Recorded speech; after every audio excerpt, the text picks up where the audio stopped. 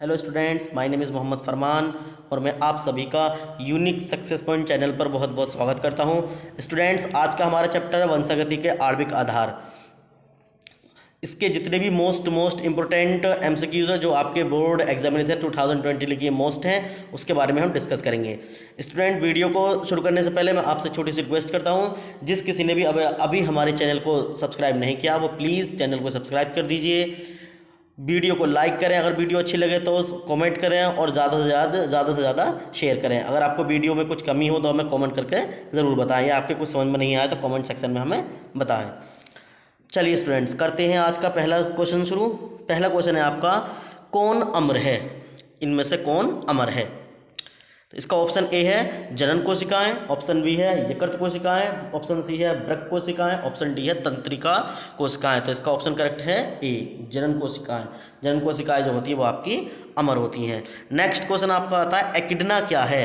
एकिडना क्या है? Option A अवशोषी जीव, ऑप्शन बी योजक कड़ी, ऑप्शन सी विलुप्त कड़ी, ऑप्शन डी इनमें से कोई नहीं। तो एकिडना एक तरह का आपका जीव है जो कि स्तनधारी जीव है, लेकिन ये स्तनधारी जीव होते हुए भी ये यंग वंश को जन्म नहीं देता है, ये बच्चे को जन्म नहीं देता बल्कि अंडे देता है। तो ये जो एकिडना है ये आपका योजक कड़ी है। योजक कड़ी का मतलब कनेक्टिंग लिंग है। ये कनेक्टिंग लिंग है जो आपके स्तनधारी जंतु हैं वो और जो अंडे देने वाले जंतु हैं उन दोनों के बीच की कनेक्टिंग लिंग है। तो इसका जो ऑप्शन करेक्ट होगा, इसका ऑप्शन करेक्ट होगा बी, योजक कड़ी। नेक्स्ट क्वेश्चन आपका आता है, कौन जैव विकास का स्पष्ट प्रमाण देता है? यानी कि कौन है जो ये बताता है कि जीवों में किस तरीके से विकास हुआ है? ऑप्शन ए है आपका जीवाश्म, ऑप्शन बी है आपका अवशेषी अंग, ऑप्शन सी है आपका भ्रूण, ऑप्शन डी है आपका आकारिकी। तो इसका ऑप्शन करेक्ट कौन सा है? इसका ऑप्शन करेक्ट है ए, जीवाश्म, जिसको इंग्लिश में हम बोलते हैं फॉसिल्स। जो पहले जीव जंतु मर चुके हैं, जिनके अवशेष हमें जमीन के अंदर अब मिलते हैं, उन अवशेषों को हम बोलते हैं जीवाश्म। तो जीवाश्म होता है जो आपके जीव विकास के बारे में स्पष्ट रूप से प्रमाण देता है। नेक्स्ट क्वेश्चन आपका आता है, जीवों का अनुकूलन होता है। इन जीवों में जो अनुकूलन होता है वो क्या होता है? ऑप्शन ए है आपका निर्मोचन, ऑप्शन बी है आपका कायांतरण, ऑप्शन सी है आपका वंशागत लक्षण, ऑप्शन डी है आपका उपार्जित लक्षण। तो इसका ऑप्शन कौन सा करेक्ट है? इसका ऑप्शन करेक्ट है डी, उपार्जित लक्षण। उपार्जित लक्षण बोलते हैं वो लक्षण जिसको जीव अपने जन्म के बाद पाता है, यानी कि जीव के जन्म के बाद जो लक्षण उसके अंदर आएंगे वो सारे लक्षण उपार्जित लक्षण कहलाते हैं। नेक्स्ट क्वेश्चन आपका आता है, अर्जित गुणों के वंशागति का सिद्धांत दिया था। अर्जित गुण का मतलब है वो गुण जो जीव के जन्म के बाद उसके अंदर आए, उन गुणों को बोलते हैं हम अर्जित गुण। तो इसका वंशागति का जो सिद्धांत दिया था वो किसने दिया था? ऑप्शन ए हिके ने, ऑप्शन बी डार्विन ने, ऑप्शन सी डिवेरिज ने, ऑप्शन डी लामा ने। तो इसका ऑप्शन करेक्ट है डी, लामा ने दिया था। नेक्स्ट क्वेश्चन आपका आता है, निम्नलिखित में कौन सा विकासवाद से युक्त है? कौन सा ऑप्शन है जो आपके विकासवाद से जुड़ा हुआ है? ए ऑप्शन है आपका विलुप्तता, बी ऑप्शन है आपका विभिन्नता, सी ऑप्शन है आपका प्रजनन और डी ऑप्शन है आपका प्रतिस्पर्धा। तो आपका ऑप्शन कौन सा करेक्ट है? आपका ऑप्शन करेक्ट है बी, विभिन्नता। नेक्स्ट क्वेश्चन आपका आता है, लेमार्कवाद का संबंध है। लेमार्कवाद यानी लेमार्क साइंटिस्ट थे जिन्होंने अपने एक वाद कहा था, एक सिद्धांत दिया था, वो किससे संबंधित है? ऑप्शन ए उपयोग एवं अनुपयोग से, ऑप्शन बी उपार्जित लक्षणों की वंशागति से, ऑप्शन सी ए एवं बी दोनों, ऑप्शन डी इनमें से कोई नहीं। तो इसका ऑप्शन कौन सा करेक्ट है? इसका ऑप्शन करेक्ट है सी, ए और बी, ए एवं बी दोनों। उन्होंने ये भी कहा था कि उपयोग जो जीव अपने किसी अंग का ज़्यादा इस्तेमाल करेंगे तो उन अंगों के अंदर चेंजेस आ जाते हैं, जिसका उन्होंने उदाहरण दिया था जिराफ का। और उन्होंने ये भी कहा था कि अगर कोई जीव अपने किसी अंग का उपयोग नहीं करेगा तो धीरे धीरे वो विलुप्त हो जाएगा, और जिसका उदाहरण दिया था उन्होंने सांप का।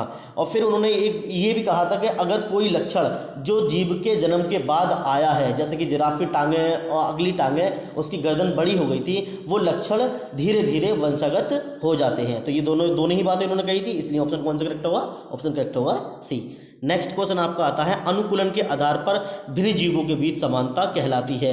अनुकूलन के आधार पर भिन्न जीव यानी जीव दोनों अलग अलग जाति के हों, उनकी स्पीसीज जो हो वो अलग अलग हो, लेकिन उनके बीच कोई समानता हो, उस समानता को क्या कहते हैं? ऑप्शन ए है आपका समांतर विकास, ऑप्शन बी है आपका अपसारी विकास, ऑप्शन सी है आपका अभिसारी विकास, ऑप्शन डी है आपका क्रमिक विकास। तो इसका ऑप्शन करेक्ट है आपका ऑप्शन बी, अपसारी विकास। नेक्स्ट क्वेश्चन आपका आता है जीव संख्या के समस्त जीनों का योग क्या कहलाता है। जीव संख्या यानी कि आप किसी एक स्पीसीज की बात करें, उस स्पीसीज के जितने भी जीन होंगे उन जीनों को मिलाकर हम क्या कहेंगे। ऑप्शन ए जीन कोश, ऑप्शन बी जीन प्रवाह, option C gene bank, option D उपयुक्त में से कोई नहीं। तो इसका ऑप्शन कौन सा करेक्ट है, इसका ऑप्शन करेक्ट है ए, जीन कोश कहते हैं। नेक्स्ट क्वेश्चन आता है आपका डायनासोर किस दौरान उपस्थित थे, यानी कि वो कौन सा पीरियड था, वो कौन सा, उस पीरियड को क्या नाम दिया गया है जिस टाइम डायनासोर हमारी पृथ्वी पर थे। तो ऑप्शन ए है आपका पोलियोजाइक, ऑप्शन बी है आपका प्रीकेम्ब्रियन, ऑप्शन सी है आपका सीनोजोइक और ऑप्शन डी है आपका मीसोजोइक। तो इसका कौन सा करेक्ट ऑप्शन है, इसका ऑप्शन करेक्ट है डी, मीसोजोइक। नेक्स्ट क्वेश्चन आपका आता है डीएनए द्विगुणन में किस एंजाइम की मुख्य भूमिका रहती है, यानी कि कौन सा एंजाइम है इन चारों ऑप्शनों में से जिसका मुख्य भूमिका होती है आपके डीएनए द्विगुणन में। द्विगुणन का मतलब है जब डीएनए से डीएनए बनता है, एक डीएनए से दूसरे डीएनए का जब निर्माण होता है तो उसमें कौन सा एंजाइम है, कौन सा एंजाइम है जो मुख्य भूमिका निभाता है। ऑप्शन ए है आपका लाइगेज, ऑप्शन बी है आपका आरएनए आईसीएजीटी और ऑप्शन सी है आपका डीएनए पॉलीमरेज, ऑप्शन डी है आपका रिवर्स ट्रांसक्रिप्टेज। तो इसका ऑप्शन कौन सा करेक्ट है, इसका ऑप्शन करेक्ट है आपका सी, डीएनए पॉलीमरेज। नेक्स्ट क्वेश्चन आपका आता है डीएनए फिंगरप्रिंटिंग का क्या कार्य है। डीएनए फिंगरप्रिंटिंग का क्या कार्य है, तो ऑप्शन देखते हैं। पहला ऑप्शन है आपका संतान के सही माता पिता की पहचान करना, ऑप्शन बी है आपका फोरेंसिक विज्ञान प्रयोगशाला में अपराधियों की पहचान करना, ऑप्शन सी है आपका संदिग्ध माता पिता की जानकारी प्राप्त करना, ऑप्शन डी है आपका उपयुक्त में से सभी। तो इसका ऑप्शन कौन सा करेक्ट है, इसका ऑप्शन करेक्ट है डी, सभी। इन सभी में आपके डीएनए फिंगरप्रिंटिंग का यूज़ किया जाता है। स्टूडेंट्स ये डीएनए फिंगरप्रिंटिंग और बहुत ही मोस्ट इंपॉर्टेंट आपका टॉपिक है, इसके बारे में आप ज़रूर पढ़ लें। क्वेश्चन बैंक से चाहे क्वेश्चन बैंक से पढ़ सकते हैं, किताब बुक से चाहे बुक से पढ़ सकते हैं। अगर आपको कोई प्रॉब्लम आती है आप मुझे बता सकते हैं, मैं इस पर एक अलग से वीडियो बना दूंगा। नेक्स्ट क्वेश्चन आपका आता है मक्का में जंपिंग जीन की खोज की थी, यानी मक्का जो होती है उसमें जंपिंग जीन की खोज किस साइंटिस्ट ने की थी। ऑप्शन ए आपका ह्यूगो डिबरीज ने, ऑप्शन बी है आपका टीएच मॉर्गन ने, ऑप्शन सी है आपका वासरबरा मैकक्लिंटॉक ने, ऑप्शन डी आपका मेंडल ने। तो इसका ऑप्शन कौन सा करेक्ट है, इसका ऑप्शन करेक्ट है आपका सी, वासरबरा मैकक्लिंटॉक ने। नेक्स्ट क्वेश्चन आपका आता है डीएनए के कूट क्रम क्या कहलाते हैं, यानी डीएनए में जो कूट पाए जाते हैं 64 तरह के कूट होते हैं, उस कूट क्रम को हम क्या कहते हैं। Option A exon, option B intron, option C मूलाभास, ऑप्शन डी सिस्ट्रॉन। तो इसका ऑप्शन कौन सा करेक्ट है, इसका ऑप्शन करेक्ट है ए, उन्हें एक्सॉन कहा जाता है। नेक्स्ट क्वेश्चन आपका आता है रेप्लिकेशन इनमें से किससे संबंधित है। रेप्लिकेशन, ये रेप्लिकेशन इंग्लिश का वर्ड है, इसका हिंदी मीनिंग होता है प्रतिलिपिकरण। ये रेप्लिकेशन प्रतिलिपिकरण जो होता है वो किससे संबंधित है। ऑप्शन ए डीएनए से, ऑप्शन बी आरएनए से, ऑप्शन सी दोनों से, ऑप्शन डी इनमें से कोई नहीं। तो इसका कौन सा ऑप्शन करेक्ट है, इसका ऑप्शन करेक्ट है डीएनए से। डीएनए से कैसे, जब डीएनए से डीएनए बनता है तो उसे बोलते हैं हम प्रतिलिपिकरण यानी कि रेप्लिकेशन, इसलिए किससे संबंधित है ये, डीएनए से। तो ऑप्शन ए करेक्ट है। नेक्स्ट क्वेश्चन आपका आता है एक संदेश वाहक आरएनए में कितने न्यूक्लियोटाइडों का क्रम अमीनो अम्लों के लिए एक कोडॉन बनता है। तो संदेश वाहक आरएनए जिसको शॉर्ट में हम बोलते हैं एमआरएनए, उस एमआरएनए में कितने न्यूक्लियोटाइड मिलकर एक कोडॉन बनाते हैं जो आपके एक अमीनो अम्ल के लिए होता है। तो कितने न्यूक्लियोटाइड होते हैं उसमें। ऑप्शन ए आपका 1, ऑप्शन बी आपका 2, ऑप्शन सी आपका 3, ऑप्शन डी आपका 4। तो इसका ऑप्शन कौन सा करेक्ट है, इसका ऑप्शन करेक्ट है सी, 3।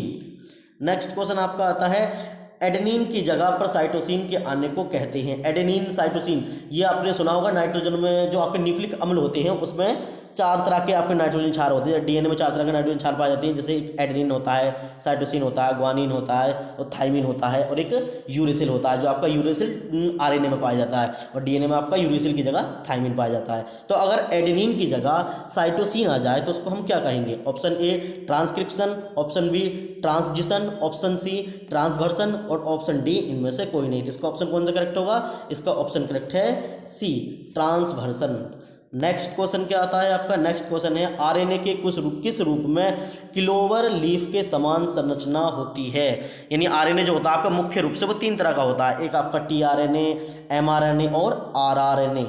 तो इसमें से कौन सा आरएनए है जिसकी संरचना जो होती है वो क्लोवर लीफ की तरह होती है।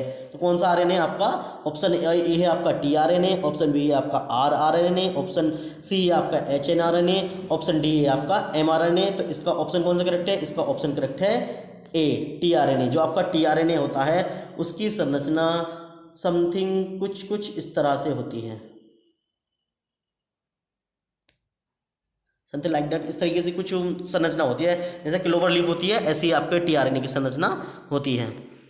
नेक्स्ट क्वेश्चन आपका आता है ओकाजाकी टुकड़ा संबंधित है। ओकाजाकी टुकड़ा किससे संबंधित है?